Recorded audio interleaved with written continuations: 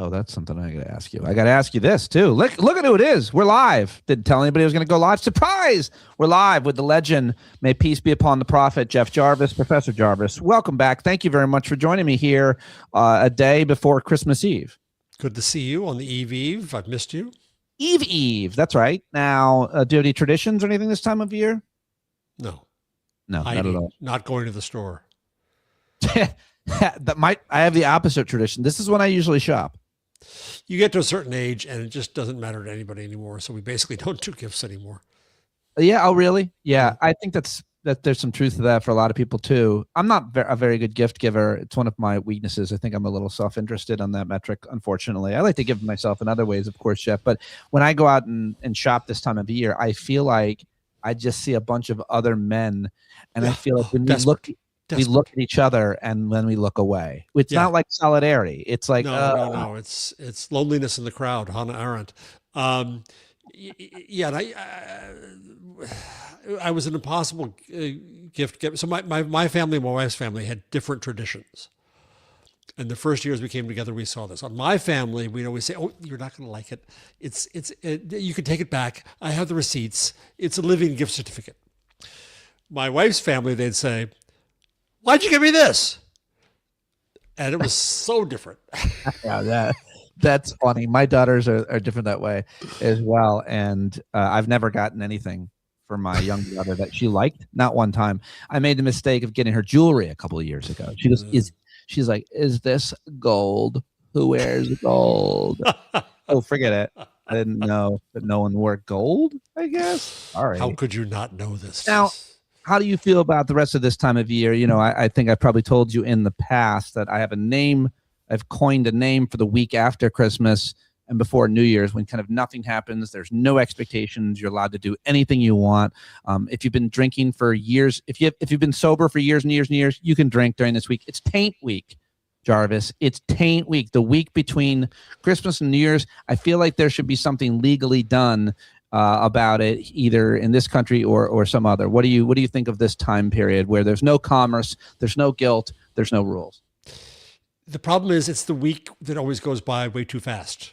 You think, I have a whole week. I can do these things. And then before you know it, you've squandered it and it's gone and you're into the next fucking year. Right. That's a good point. It does go by. Yeah. I feel like I hate to be a doomsayer about your favorite week, but yeah, it's over before you know it.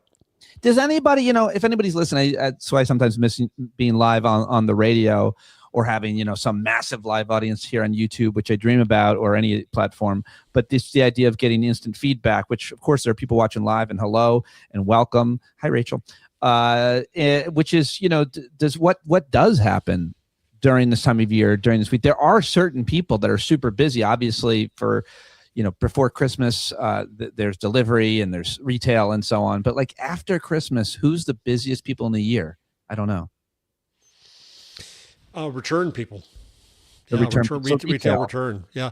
Now my Whole Foods has, of course, an Amazon return counter, and the line sometimes goes out the door. Yeah. That's why I don't return anything ever. I hope not to, because I feel guilty about it, actually, because it doesn't end up sold again. It ends up going into waste.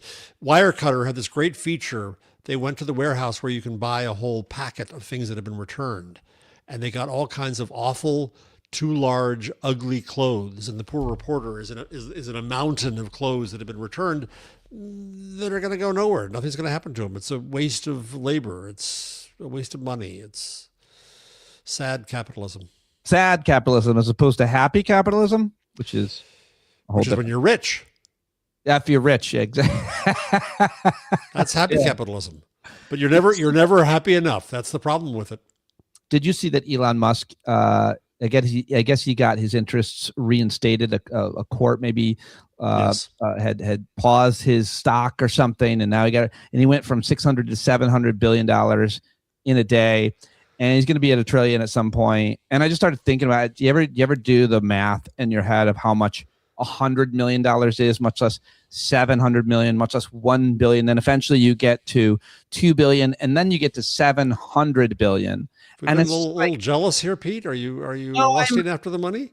no, I'm not. I'm angry. Yeah, I have. It yeah. gets me. Nothing gets me angrier than one person having so much wealth and me not having coverage for vision, much less everybody that's less than me, which is billions and billions of people who have less than me, which don't have any health coverage or food, or people that are in debt and living like it gets me enraged that he or anybody has that much money, which is why I plan to win Powerball tonight with 17 of my high school friends. We've been playing the last four, a lot of because no one's winning. So I plan to be a millionaire after, I think it's tonight.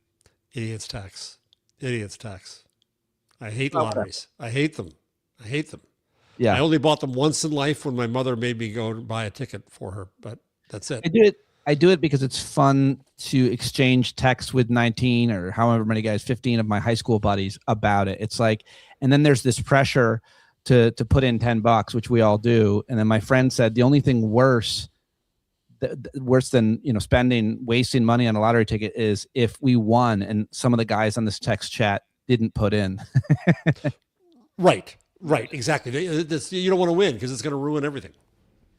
So lots to talk about with you in the news. Obviously, I certainly wanted to talk about, there's two major headline stories, the latest in the Epstein files, but most importantly, specifically to talk about a professor of journalism and just trying to understand kind of what's happened at CBS News, the once highly respected Edward R. Murrow, Cronkite, Dan Rather, 60 Minutes, all of that. R.I.P. So what, Barry Weiss taking over. It's Trump CBS. Everything is now Trump hyphen and Trump Kennedy Center. So what do you make of this new regime under Barry Weiss? Before we get to her spiking the CCOT story on El Salvador, there was the Erica Kirk town hall. Before that, there were layoffs. Some of the best journalists that were still there, including John Dickerson and others, have left. What do you make of it so far? CBS, Paramount. So I got a call yesterday from CNN to go on with Abby Phillip. Unfortunately, I got bumped. And I wish I'd been on for one reason. I wish I'd been on to look at the camera straight on and say to journalists, this is an emergency. You cannot let Barry Weiss and the Ellis and Minnie Murdochs take over CNN. For any of its faults, democracy needs CNN. America needs CNN. The last thing we can afford is to have another Fox News created by Barry Weiss, and we can now know exactly what she'll do because of what she's been doing at CBS. She's been corrupting it. She's a hack. She's a nothing, and she has no pride whatsoever about using CBS as a propaganda outlet. The Erica Kirk, I watched, so you don't have to, the Erica Kirk episode. Did you watch it? I did not, because I knew you would. It was terrible, absolutely terrible. It was cues for crying. It was just ridiculous. And she's making that into a series starring Barry Weiss with such topics as, is feminism bad for women? Gee, since you're asking that, maybe you have an opinion about that, Barry. And just a ridiculous, let's interview J.D. Vance. Oh boy. And Steven Pinker and so is it uncommon? She's the editor-in-chief of CBS News, and she's also on air. Does that ever happen with television networks, or much less even newspapers? I'm trying to think back. I don't know. Various anchors had editor titles. I think Walter Cronkite had an editor title. I think Dan Rather might have. It's not uncommon, but she's unique because she reports directly to the owner. Well, actually, the owner's son, we should say, because the owner is Larry Ellison, not David Ellison. And so it's a travesty that she's there. She used primetime for air quotes news. It didn't matter that the ratings were god-awful. It didn't matter that it was humiliating, because that's not the point. The point is to make propaganda. And that's what she's doing. And so come 60 Minutes, have you watched the full CCOT report? I know, but the thing that, before we talk about it, the only reason why you can maybe is because apparently, is it true that it aired in Canadian networks? Well, no, it was on. So the show was syndicated, and so apparently, because this was Saturday, late Friday, early Saturday, the show was in the can. It was ready. It was done. Right. Sharon Alfonsi had flown to Texas because all of her work was done. She'd recorded everything, including the intro. And then at midnight on Friday, Barry Weiss suddenly had more complaints and suddenly wanted a Stephen Miller interview inserted in it and suddenly pulled it back saying it was inadequate, though it had been screened 5 times. It had gone through legal. It had gone through everything. So the network thought it was done. And so it distributed it to its syndication partners, evidently. And in Canada, the syndication partner put it up on the app.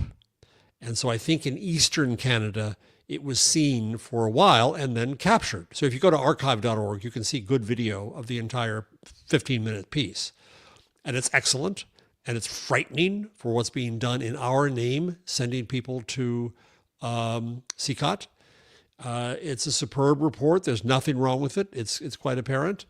And now the interesting thing, Pete, is that Barry Weiss has put herself in quite the corner because she has said, oh, no, we're going to air this. It's just it wasn't ready. Well, so now we're going to see what she wants to add in. What is it that's the Barry Weiss touch on this? And we can compare that to the finished journalistic, properly vetted piece that existed. Or she'll chicken out and say, oh, well, it's already out there. No point in airing it now. We'll see what she does. Meanwhile, we've got to see what happens with people on 60 Minutes. And I want to emphasize here that I'm empathetic with people who are in jobs working for slime balls who can't afford to quit, right? Who can't afford to stand up in principle. But 60 Minutes, I think, is probably special in that they're paid a lot of money and they have a very public persona and reputation that they want to protect individually. And so we're going to see push come to shove here about whether people quit to stand up on principle. Today, a colleague of mine named Carrie Brown, who's now at Montclair State, she and I were at CUNY together, and we both quit. And she said today, we hadn't really said this out loud today, but we both quit because the administration of the school did not back up the principles that we cared about. And we both left tenured positions because of that. I quit Entertainment Weekly, a story I tell in my book magazine, out now. And in fact, I refused to sign the managing editor's contract, which would have had a shut-up clause in it, because I didn't want to limit what I could say. So I gave up 3 years salary, bonus, and benefits. Nobody cared to read the story until I just wrote it, but fine, because I left on principle, because we were being pressured because of the merger of Time and Warner. People quit on principle in jobs, and I'm not suggesting that we should expect that of people, that that's a minimum, but at 60 Minutes, at the supposed diamond jubilee of American journalism, we're watching you guys. And I'm not just saying this because you're my friend and I have a lot of admiration for you, but I do think that people who quit on principle, people who turn down money on principle, I believe that in this day and age, when we're trying to rate the credibility of journalists, media outlets, and know who is trustworthy, that is one way to measure the value of a person or an outlet. Have they ever quit on principle? True of any measure of someone's character. And so I think that it's one of the reasons. If you're a low-level reporter or producer on a shitty Sinclair station somewhere, Sinclair buys you, and you find that they're putting out propaganda, but you're paid very little these days, and you got a family to feed, I'm going to be empathetic. I'm going to understand if you can't quit, if you don't feel you can quit. But again, it's another matter whether Anderson Cooper stands there, just to pick on one famous rich name, and say, is he going to be silent? Scott Pelley spoke out at a meeting of 60 Minutes staff. And I think we should expect the journalistic staff of 60 Minutes to act like the 3 liberals in the Supreme Court and say something. I love that. I love that. I think it matters. And I think that that's an important way to measure people and their credibility. So speaking of back to that issue, I mean, everybody's saying the issue of CBS and this latest report, everybody is saying that the reporters went and tried to get comment from the administration. Reporters and journalists always do that. That's what good journalism is. Absolutely, always. If you're reporting on someone's life, their organization, their institution, their football team, whatever it is, before you print your story, before you go to air, you get their response. Now, it's worth mentioning and always talking about the principles of journalism when we live in a world where anyone can say anything without any recourse, and it's incentivized. I saw some YouTuber the other day reacting to the Brown shooter. He was some MAGA guy. He made up a whole narrative, and he has almost 1 million subscribers on YouTube. That's how I found him. I was like, this guy's not even. So it's important that we understand how that works. That's what they did at 60 Minutes. They went to get some comment from the administration on the story. No one would give them anything. The administration refused and sent them to the Venezuelan government, which then also refused to talk. Right. They refused to talk as well. And so Barry Weiss said, as one of the reasons, well, we didn't get comment from them. The reaction to that was, if that is the test, if that is how we're doing things moving forward, then it gives the Trump regime a kill switch on every single story that any media outlet, if that's the standard, well, they didn't want to say anything on camera or give any comment. Well, that means we're going to kill the story. Explain that. Exactly. And that's what Sharon Alfonsi said in a memo that she sent, an email that she sent to her colleagues at 60 Minutes, and it got leaked pretty easily. And I respect her very much for doing that. And she pointed that out, that journalists always ask for comment. You can choose to comment or not. And if you don't, that's not reason to kill the story, because then that gives the power. Then every administration from now on says, we ain't commenting, so don't do your story. It's obvious. It's just logical. It's not even ethical. It's just logical that as a journalist, you're cutting yourself off.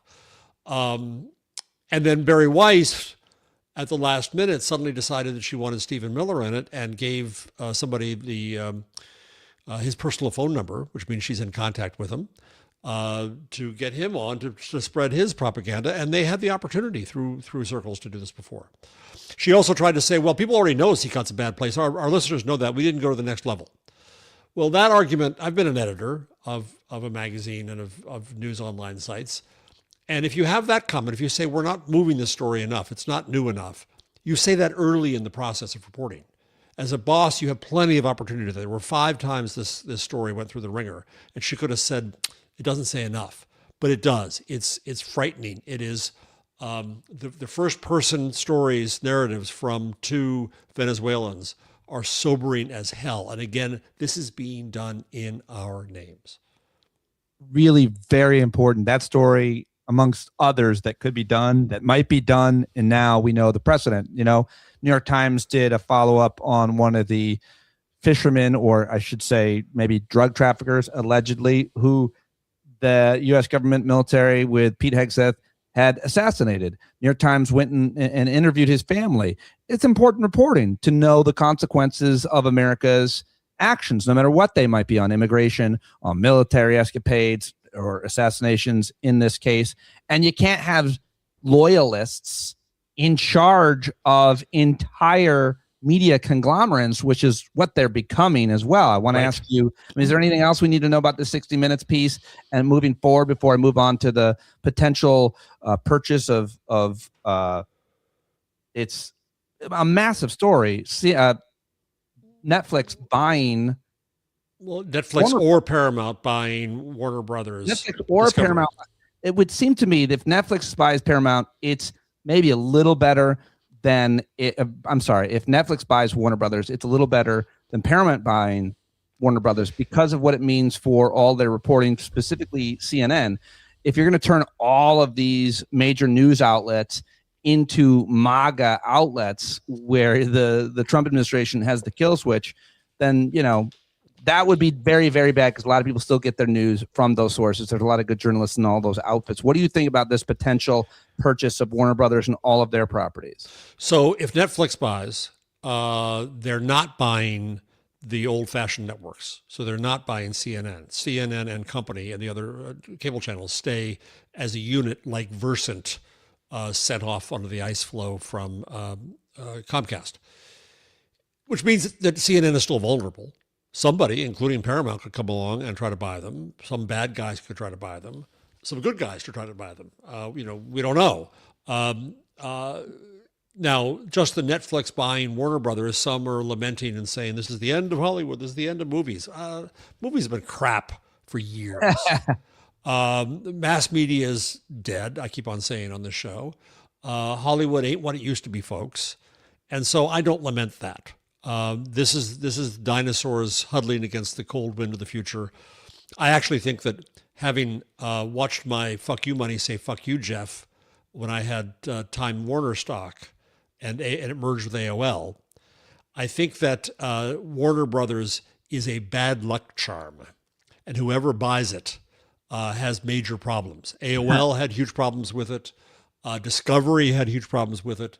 I think that it could bring bad luck omen to Netflix, but that's their business.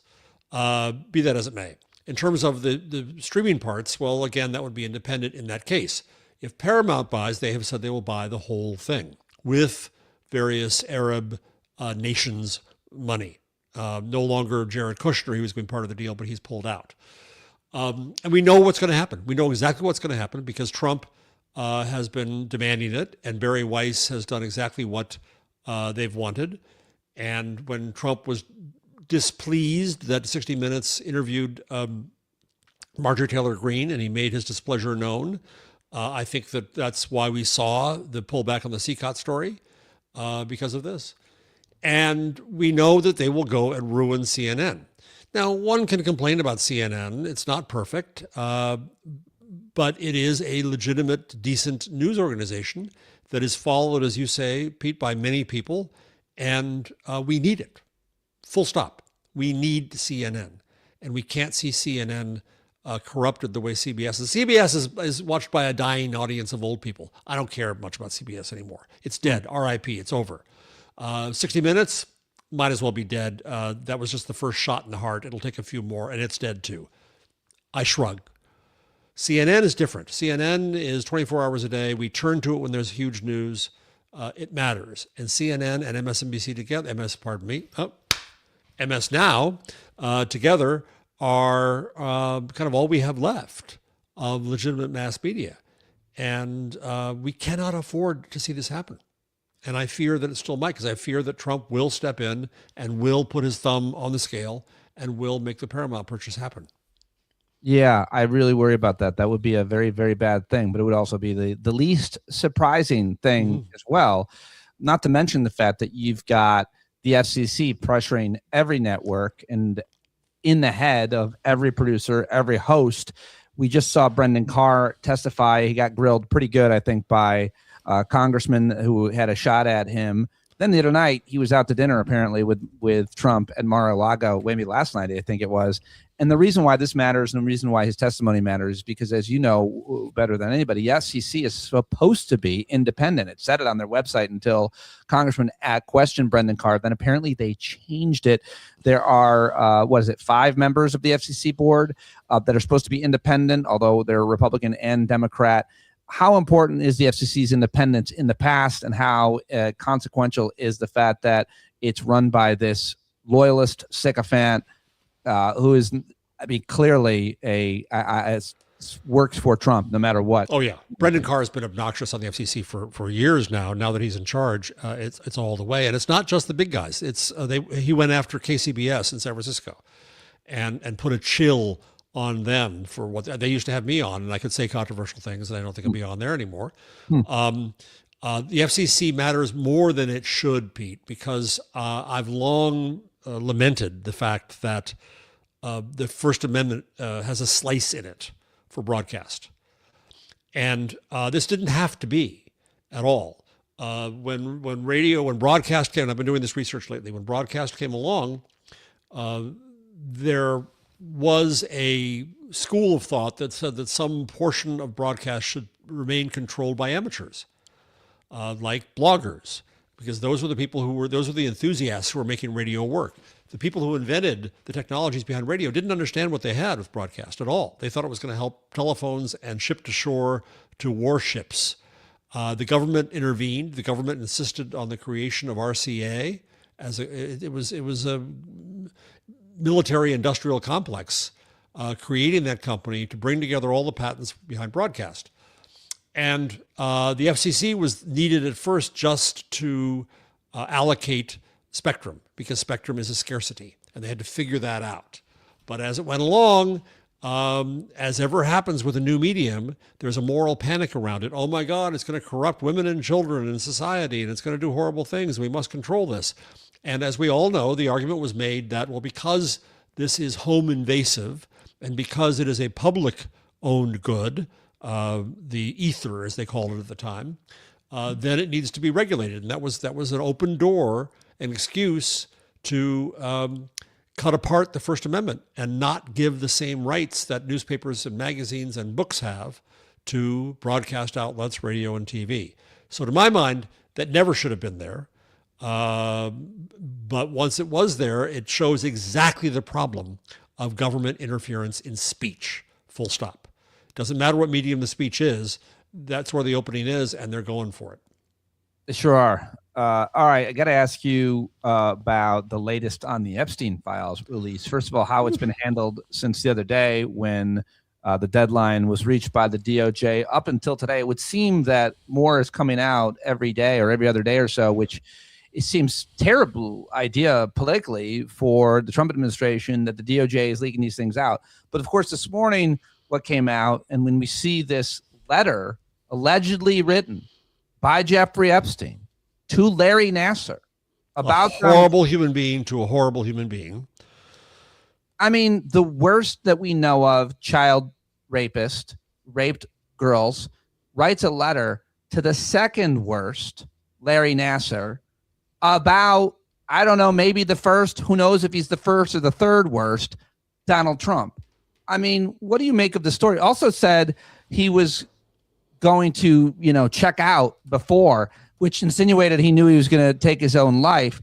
I mean, I don't know if this is true. It almost seems like too perfect. It almost seems like scripted. People were saying, a lot of people I trust were saying that they think that the FBI made up text messages from Charlie Kirk's shooter to his trans boy. I didn't believe that. And I don't believe that there's a conspiracy behind this, but it's hard sometimes to see things that I just can't believe Jeffrey Epstein wrote a letter to Larry Nassar implicating Donald Trump. It's a crazy thing. How do we know if that's true? Well, we know for certain that people are going to doubt it if it speaks ill of Donald Trump. And if you haven't seen the letter yet, folks, it's him saying that our president also shares our love of young nubile girls, while a young beauty walked by he loved to grab snatch wherever we ended up, snatching grub in the mess hall of the system. He was an idiot too. He's just plain an idiot, offensive and idiotic. And so now we're going to see the Trump defenders, of course, say, oh, no, this was made up by somebody bad. It was sent just before he died. In terms of him taking the short route home, I could interpret that two ways, that he was going to kill himself or that he thought he was going to get a pardon from Trump at some point because he held stuff on him. Mm. So who knows where that letter stands. We also have the other thing that came out today was a lot more flights than were necessarily known that Trump took, some with young people on the Epstein jet. And you're right to question the sense of how they've put this stuff out there. Because they're, rather than just dumping it whole and flooding people and presuming it's all going to get out there at some point, it's being dragged out of them like the entrails out of a pig. And I don't know where that's going to end up because we don't know what's left. Also, the fact that they blacked out an entire transcript. All they were supposed to black out was certain names. That's it. Now, I'm not sure about this, Pete. Maybe you know the law better than I do in this case. I think the law required them to give everything unredacted to Congress as well, so that Congress can see what was redacted and whether anything it was a proper that didn't redaction. Compromise the victims. But even then, I think it was supposed to go to Congress with even that, so that Congress could judge the redactions. Mm. I could be wrong about that. If anybody in the chat knows, let me know. But are we going to know what that 120-page or whatever the number was redaction of a grand jury document was? What so frightens them in that? It's worse than this, so we know that. That's why they redacted it. Exactly. What's worse than that letter from Jeffrey Epstein to Larry Nassar, probably a whole bunch of things. They could just say that that's fake.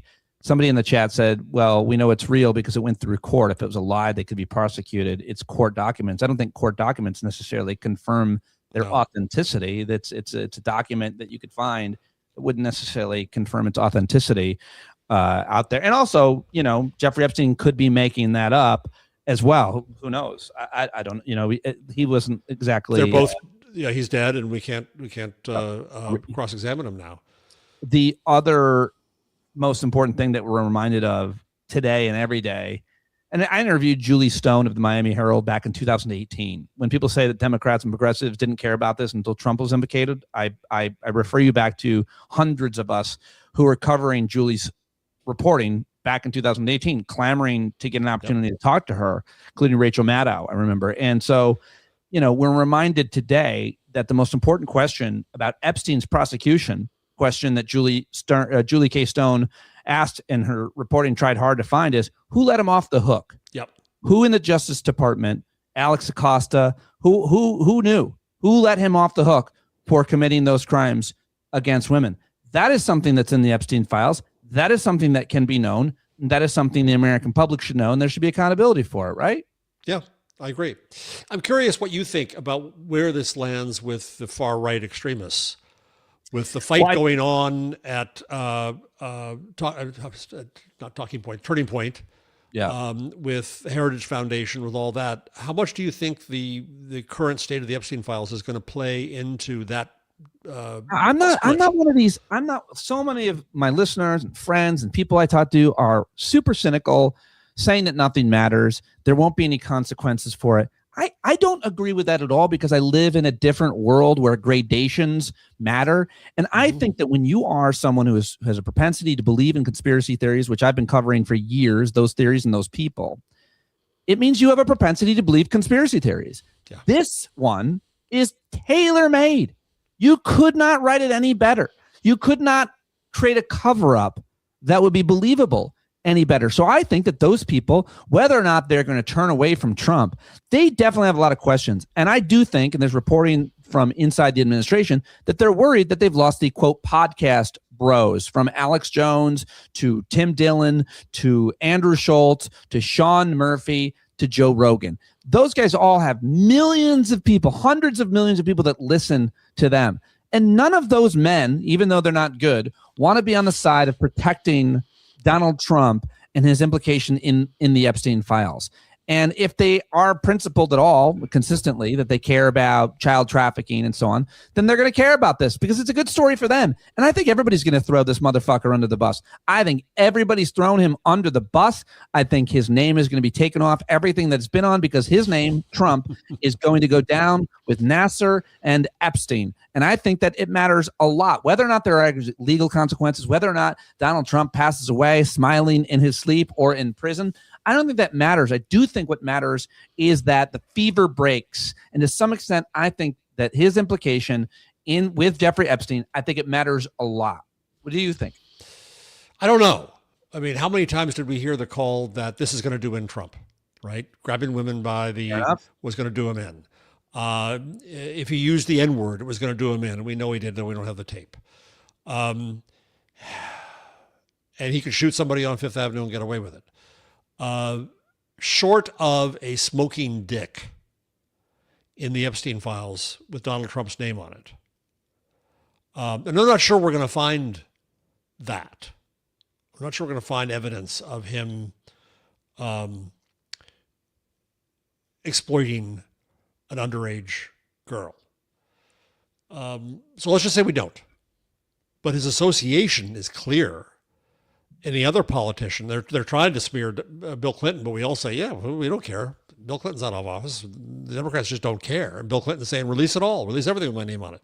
Stop piddling out pictures of me in the hot tub, which was pretty disgusting in its own way. Yep. But anyway, I don't know, Pete. I don't know. I just can't. My spidey sense of national outrage is my antennae are all wobbly.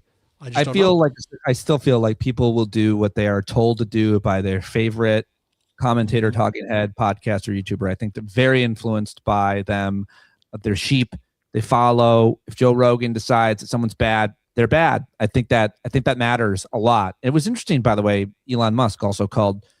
Remember when they had the breakup and he said Trump's in the Epstein files? He knows. I mean, a lot of people know, and I still think it matters. So, but yeah, obviously a lot of people, including people listening right now, don't necessarily agree. But we'll see. Obviously, I think there's a lot more that we're going to find out, and we can't rest, Jarvis. Here at the end of the week, Taint Week is upon us, and yet horrific stories keep coming out every day. We cannot look away from our long national drip, drip, drip nightmare. Yeah. Finally, New York Times, Washington Post, Morning Joe. You watch all these shows and outlets like a hawk. You have plenty to say about each one. New York Times reporting you have criticism for the great Peter Baker, who's been covering the White House for years for the Times. Yeah, and I don't mean to pick on him necessarily, but he is the most prominent, and they make a big splash out of his analyses. So a few weeks ago, he had after Trump was making no sense, he said, well, he might as well be an alcoholic because he sounds, as like he's drunk all the time. Well, the proper story then would have been, what is the state of his dementia? What is the state of his of his mental competence? And then this week, they played it again, a big story about he's taking the imperial presidency to new levels. Well, damn it, it's not an imperial presidency. I say it again and again and again on this show, but this is an example of why I get so frustrated with the Times. This is an opportunity to explore authoritarianism, a dictatorship, fascism. That's where we are, but they constantly refuse to go to that line, which means, as I always say, that they rob themselves and their audience of the opportunity for explanation and exploration of that, of understanding where we are under this regime, under the reign of Trump. And so to call it imperial is the cop-out of cop-outs. And he's not doing his job, and the Times is not doing its job in this. So I just get frustrated as hell, and he's the easiest one to pick on in a way because he makes these grand pronouncements as if he's seen something that none of us can see, because Trump has all his gold gewgaws, and he has his, he's naming everything. We can all see that, Peter. But if you're really going to talk as a journalist and really talk about what that means, go into the history books, compare it to the lessons of the past, reveal this for what it is so that we can deal with it as a country. And the problem is as ever, whether it's the pages of the New York Times or whether it's the streets of America, there's not enough alarm. There's not enough shock. There's not enough anger. And so the Times is failing us. Somebody wrote in the chat, Trump derangement syndrome is real. TDS is real. So I don't know who's watching today, but I just want to take this opportunity to say anybody who says that to somebody else, anybody, every time I hear it all the time as a podcaster, as someone who, a public person commenting on Facebook pages and so on, my local Facebook page, Trump derangement syndrome should be defined or redefined to those of you who use it as someone who's so obsessed with Donald Trump that they cannot see what he has done. That's the derangement. Your derangement is that you will follow him or anybody without any scruples, without any filter, without any principle. No matter what he does, you will allow for it. That you, sir, ma'am, are deranged. Those of us who react negatively to all of these things he does, we are, quote, normal. We have conscience. We have principles. We have moral clarity, which is why we're aghast at that. We're not deranged. We're perfectly fine and normal. You're the ones who are brainwashed and deranged. That's the end of my TED Talk for that. But that's the easiest way to explain it to you people. And it's sad. It's really sad. Who's the deranged of the deranged? Trump. Yeah, he's the constant evidence that he's completely off the edge. Yep. Jamel Bowie is the great grand exception to everything in the New York Times. I depend upon him immensely. And he had a wonderful column, brilliant column, pointing out that Trump's not in charge. Right? This is my word, not his. There's a junta. Huh. There's Stephen Miller. There's Mr. Project 2025. There's all the other various people who are running the country. And Trump is doing whatever crazy crap he does, and they tolerate it and they let it go. But he's in charge of nothing except doing stupid shit like putting his name over Kennedy's. What do you think of that? Oh, it's disgusting. It's disgusting. But Who does Kennedys, that? It's honestly, has there been anybody outside of like some tin pot dictator in like Tajikistan in this day and age, much less in the past, who put their name on everything? Like Saddam Hussein had statues built of himself and put pictures of him and stuff. So I guess some of these, sick Arab leaders and so on, I can think of off the top of my head, and some of these others. But like, who does that? Like, I guess sometimes a billionaire gives money to a hospital and they create a children's ward or something with their name. I know that in Golisano in Syracuse, where I'm from, did that, or somebody did that for him. I don't know. The Koch brothers put their names on things, but it's so unbecoming and gross. When I see someone put their name on something, I always find that I don't even like a family crest myself. But well, my family is hillbillies, so we don't have one. Ours is a barrel of whiskey, right? Oh, no more whiskey. Moonshine. Jim Beam just closed down a distillery in Kentucky. Yeah. Well, this is what as I keep on trying to get this line to take off and it won't take off, right? You remember the line, the Carville line, it's the economy, stupid. And I want to turn it around and now say it's stupid's economy. And so Jim Beam was shutting down is because of the tariffs, because Canada stopped buying bourbon. Yeah. That's where it is. You're welcome, Tennessee. It's all because of your man Trump, all because you elected him. There are cases where I think somebody's name on something can lend, I don't want to say credence. Yeah, after the civil rights hero, they've been dead for a long time or something. But when you say put your own name, put my name on a thing. Well, it's one matter. So having raised money for universities, it's a device to raise a lot of money. It's a naming right, and that's how buildings get built, and that's how we get a lot of money in universities. So I'll be okay with that. The thing about Trump is he's putting on his name on things he has nothing to do with. Yeah. Absolutely nothing to do with, right? Except ruining the Kennedy Center completely. The Kennedy Center should just shut down for the next 3 years and do nothing until then. And I also wonder, others should have been smart enough to use this, right? He just decided that wind farms are all gone because it's a security thing. The smart energy company would have said, this is the Donald Trump wind farm. And he would have loved it. Put his name in gold out in the oceans. Everybody comes in. It's the new Statue of Liberty. See Donald's name. Then we'd have wind power. I want to name some of my town here. This is something, you're more involved in your town. I think you could do this. Your town has a dump, I'll bet, right? Has a dump? Yeah. Yes. Yes. We need to rename these things the Trump dumps. Right. That's good. Let's rename them. Yeah. All of them, or something. What's worse than a dump? Anything else? Sewage treatment plant. Yeah, but that's a good thing for public service to have. Yeah, it is. I guess they all are, but in the end, yeah. Oh, I love how many weird MAGA people are watching today. I don't know what happened. It must be you sharing this somewhere, but there's all these great. I dare any of these people to show up as more than an. Are we simp boys? Is that us? I'm a simp boy for sure. I'm a beta cuck.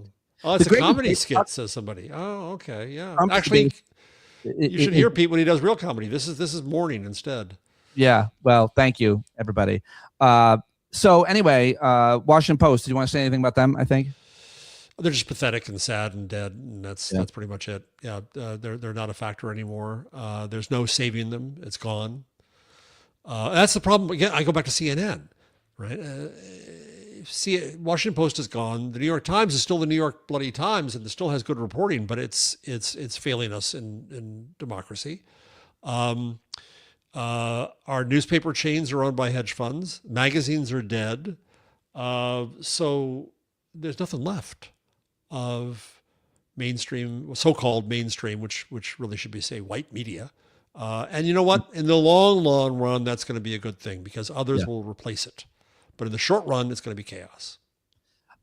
Also, just want to ask you your thoughts on the fracture of MAGA. We saw this Turning Point USA gathering last weekend, all with the fireworks and the. I wanted to ask you that. What do you think is happening there? What do you think the end result of it is? I think that they're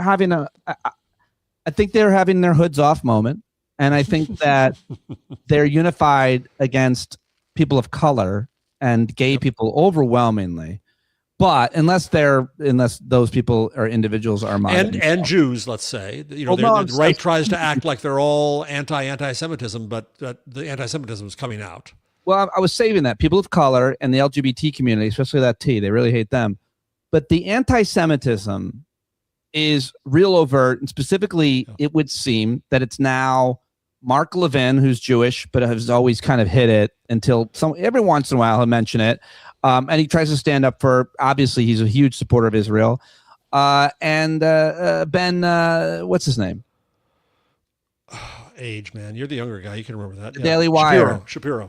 Thank you. The Daily Wire's Ben Shapiro, Mark Levin are Jewish conservatives. And that's, about it. There are a couple of others. But it's the fracture between like those two and the rest of them. Tucker Carlson being Nick Fuentes, leading it all, doesn't care about anybody or anything, doesn't care about being deplatformed, seemingly doesn't care about making money or even necessarily being popular, just cares about his horrible views, gets him out there, and he has destroyed, it would seem. Is it the Heritage Foundation? Yes. Yeah. Not that they were exactly a beacon of morality in the past. They were awful. Terrible extremists. But it's too much even for them. Yeah. It's all race. Everything about this nation comes back to race. Always. The Civil War did not end. The bigotry against anyone who's not white in this country is out there. You have the vice president and possible future president of the country, J.D. Vance, standing up there and defending white people. You have Elon Musk with his apartheid showing, saying that for Wikipedia to not understand white pride is not fair because black people can have their pride. Why can't we? And it's all about race.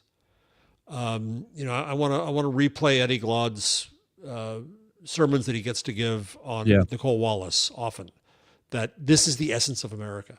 And until we acknowledge that, until we admit that to ourselves and understand that, we're not going to get anywhere. So the so-called fracture in the far right, what's actually happening is that what bothers me is that Turning Point is being treated as legitimate political organization. It's always been a racist, horrible den of hate. The Heritage Foundation has been an awful architect of where we are right now. And so they're treating these things these organizations as if they're legit. And oh my God, look what's happening to them. Well, no, it's just that some of their, as you said, the hoods are off and some of the true nature is coming out. And some people there are afraid that they could lose elections over it and lose power over it. The others believe this is their moment. Balls out, man. Yeah. Oh, and they have their balls out and they're small. And I think but they're sun-drenched balls. They're sun-drenched, small but mighty balls. Yep. That unfortunately have far too much influence. But it's waning in some ways too, I think. So. Do you think so? Do you think? I mean, I think you see a glimmer of hope here. I think that we get sometimes, that movement, TPUSA, Charlie Kirk. I think they were very influential with young people, and I think young people are, sometimes we give too much credence, too much credit, or they get too much heat or attention on social media, especially. And there's the offline young people too. And I think overwhelmingly, they're turned off more than anything else if they're not that principled about moral things, racial and other things. They care about the price of things. Today, the regime announced they're going to start going after people who have outstanding student loan debt. Yeah. Biden was going to let you off on the student debt. Trump's coming after you and going to garnish your wages. And so who cared about you? Young people. All right, Jarvis, always a pleasure. I'm going to let you go and see if any of these people that are commenting are brave enough to show up on camera right now. I'll give them the link to the StreamYard. I'm going to put the link in the chat. We'll see if anybody joins us, but I will spare you that. I appreciate you very much. What do you want to plug outside of everything? I have a new book coming out called Hot Type. If you go to jeffjarvis.com, you can pre-order it. Yeah. We love you. We appreciate you. Thank you for all of your appearances and contributions here on Stand Up and everywhere else this year. You're the best, bud. Thank you. You're the best. Thank you. All right. Jeff Jarvis, the greatest. I'm now going to put a link in the chat. If any of these people that are commenting, taking ridiculously stupid shots want to show up, I'll put you in the chat. I'll put you on. I'll wait for a minute. None of this is going to probably make it. And I doubt anybody will show up. It's just, there's nothing worse to me. Someone who goes on air under my name, under my face, and says things. And then there's cowards like many of you out there that go under some fake name and just lob shots. And I'd be happy to talk to and debate any of those people, but I don't think any of them are going to show up. I'll give it one more minute. If you're watching, and those of you that said any of the silly things that you're saying, because I think they're pretty ridiculous. Gregory Stevens 3992 writes, face it, Democrats can't beat fractures Republican pedo supporting party. No, that's not the one I wanted to read. This guy thinks that the reason why Democrats lost is because they tried to appoint Kamala, which is one of the dumber things I've ever heard in my life. That's why the Democrats lost. I'm not saying it made them look good. I'm not saying it gained a lot of popularity, but nobody thinks that. I don't know why you would think that. It's a silly thing to think. But I put the link in the comments, and if you saw the link, then you should pop on, or you're just a coward. I thought it was degenerate Democrat Clinton Epstein. Sure, come on, say it to my face, but none of you will show up. You're just cowards. You're just sitting there in the comments. You're cowards. You're losers. You're cucks. You're beta cucks. You live probably at home. You're very lonely. I don't wish you suffering, though, because I'm not like many of you that are sadists. I don't wish people suffering. I could disagree with you. I could make fun of you. I could even hate you, but I would never wish anybody suffering because of that, unlike you guys who are broken. You're broken, and I wish you find happiness and peace somehow in your life and get some friends and maybe get laid, maybe get a hug, maybe get someone to pick you at the roller skating party, because I know that's why some of you are here. But 45 seconds left for any of you folks that I put the link. You could join me. You could pop up right now. But spending too much time on this political bullshit, whichever side you're on, is just completely unhealthy. Some truth to that, but I'd rather that than be an apathetic loser and not know what's happening to people because I'm somehow comfortable or I'm not worried about things. That's a province of privilege that you come with. All right. So that's it. Just comments. They mean nothing. You're zeros. No one wants to show up. Fine with me. Sad, though. I would have liked it. It would have been a fun thing to do. But as I expected. That's why I missed the old show. People felt a little more comfortable calling into a radio show with an anonymous name and you couldn't see their face. They just want to make comments on the chat here, but not show up under a fake name, but not actually show up to say it to my face, where you could have a platform. I'll give you the platform and hear you out and probably disagree with you. But yeah. No, this guy says you can see my face clearly. No, I can't. And your name is Acme 321.5. You're nothing. You're a coward. Your opinion could matter a little bit if you wanted to put your face and voice behind it, but you don't, because you're afraid of me. You're afraid of me, of all the things to be afraid of. I'm a 2. You're a 0. You could at least show up, but you can't do it. All right, Acme 321.5. I can't think of a weaker cucky name. Okay, thanks everybody for watching. I'll be back here later on with another guest. And thank you to the great Jeff Jarvis, everybody. See you later. Go subscribe, patreon.com/Pete Dominick for more.